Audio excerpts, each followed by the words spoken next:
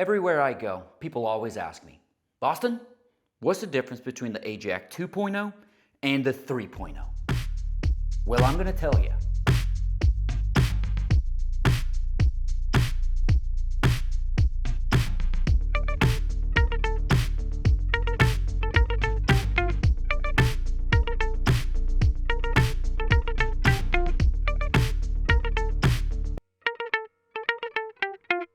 This is going to be a bitch to edit.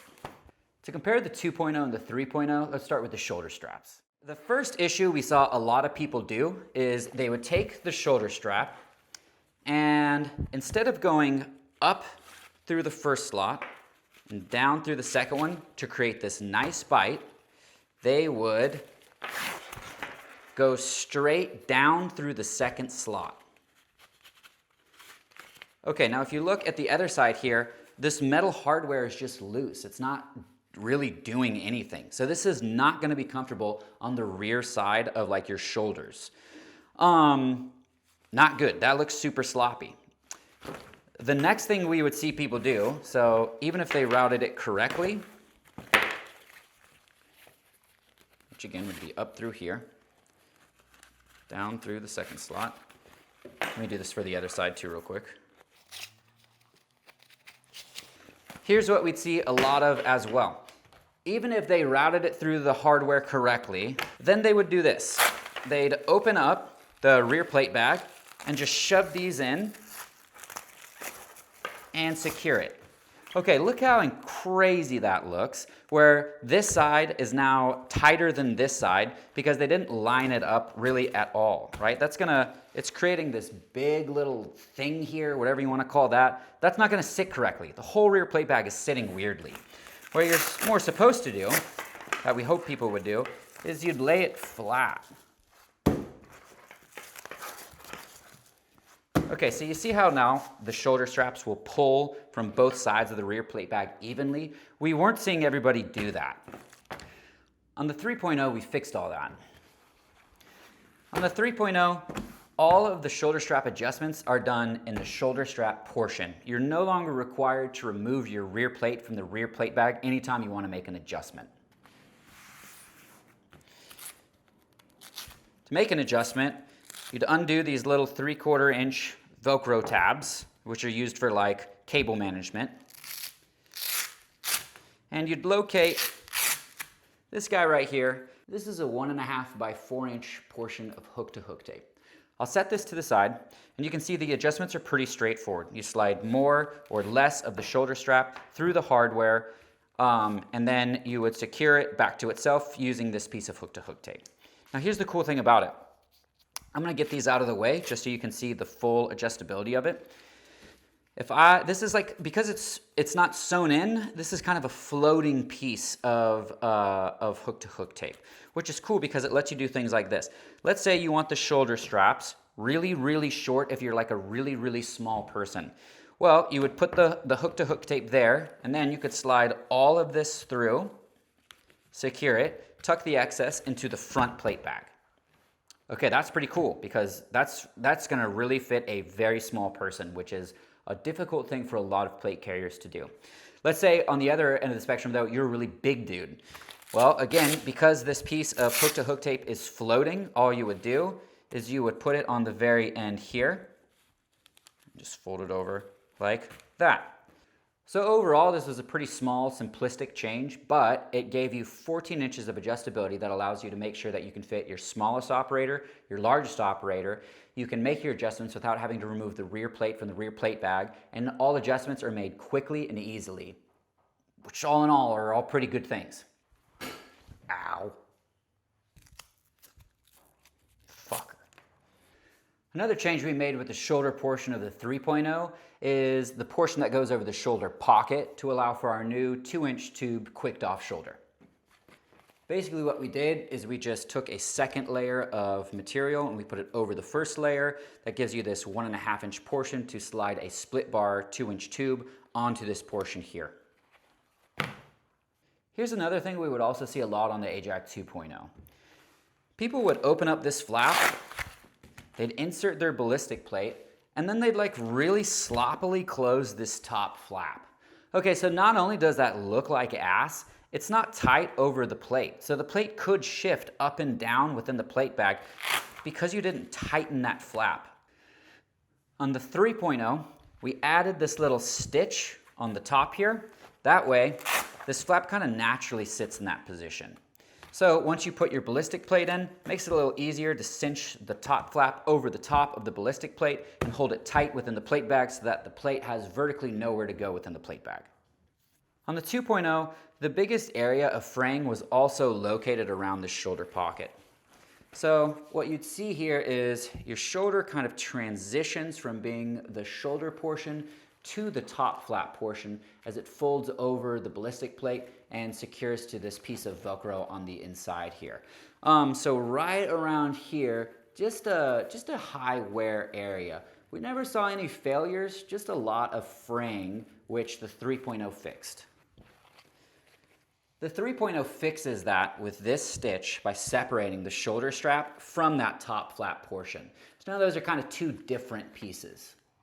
Okay, so in summary, the changes between the 2.0 and the 3.0 that you'll see are we changed the shoulder strap functionality to make it so that the shoulder straps do not require you to remove the rear plate from the rear plate bag to make the adjustment. You have more adjustments and you're able to make those adjustments quicker and easier.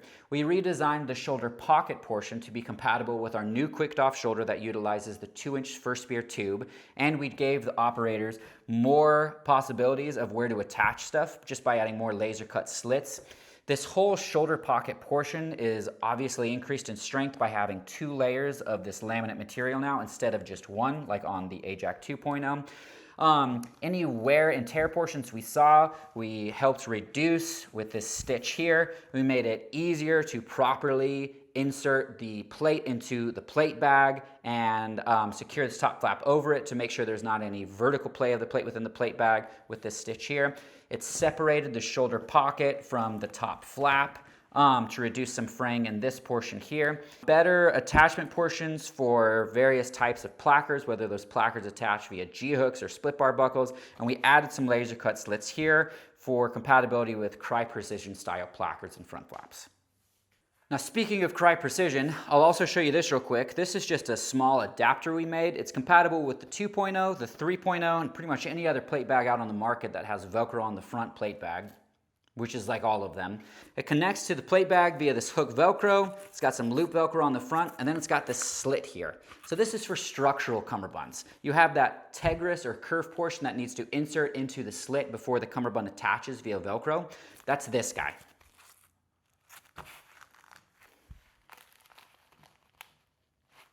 Okay, moving on to the rear plate bag. On the 3.0, you'll immediately notice one of the things we did is we added these zippers to make the carrier UCAS compatible. The UCAS system is awesome because it gives us a standard for attaching these back panels. It dictates the type of zipper, the length of the zipper, and the placement of the zippers on the rear plate bag such that any back panel that's UCAS compatible will fit any plate carrier that's also UCAS compatible. Okay, so for those interested, that means the A-JAC 3.0 is compatible with all Spiritus Systems back panels and all Faro Concepts back panels and any other back panel that's UCAS compatible. The 3.0 can be adjusted so that you can make it compatible with the Cry Precision back panels. They have an adapter that you'll just want to order on the website that you'll molly onto the rear plate bag of the A-JAC 3.0. If we flip these to the inside, you'll notice we switched out shoulder hardware. We better secured that hardware. We added that stitch along this top flap here for all the same reasons that we did it on the front plate bag. And we color match these little portions here that close the cummerbund connecting portion. The 3.0 is also compatible with about twice as many cummerbunds as the 2.0. That's a very simple change. That just included us adding a bunch of holes to the rear plate bag. The 2.0 is compatible with any Velcro cummerbund. The 3.0 is not only compatible with all Velcro cummerbunds, but also any cummerbund that attaches via shock cord, whether that's 1/8 inch shock cord or 3/16 shock cord. It accepts cummerbunds from 3 inches to 5 inches tall, whether they attach via Velcro or shock cord, which is pretty much all cummerbunds on the market. And speaking of cummerbunds, the DSMC elastic cummerbund is finally available in multicam. For the longest time, they just didn't make the materials that we used on the DSMC in multicam, and recently we were able to find a vendor that did, so that was an easy switch. They used to make, and still do, make other types of 1-inch elastic in multicam, but it was not to the same level of quality as the elastic we were using in solid colors previously. So we were stoked to be able to find that they were finally making that type of elastic that we used, that we liked, because it was very high quality, in the colors that we wanted to make it in. And this is a pretty awesome cummerbund. It's 3 layers of 2 different types of elastic that's going to allow you to wear the plate carrier much, much tighter to your person. That's going to eliminate a lot of plate carrier bouncing up and down while you're running without inhibiting your ability to breathe. Most of the time there's that trade-off in plate carriers, especially ones that attach via shock cord.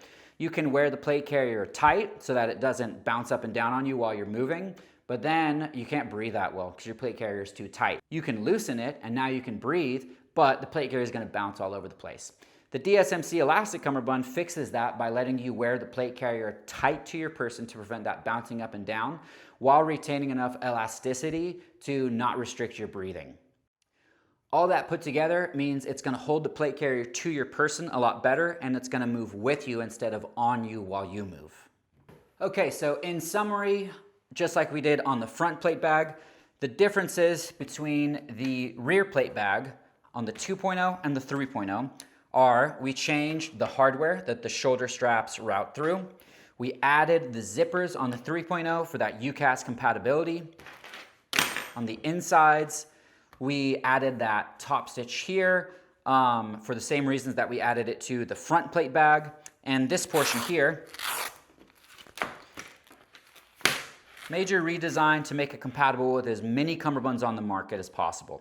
Whereas the 2.0 was compatible with Velcro cummerbunds only, the 3.0 is compatible with Velcro and shock cord cummerbunds up to 5 inches tall. And that's all the differences between the A-JAC 2.0 and the 3.0. I hope you guys have had the time of your fucking life here today. I'll catch you next time.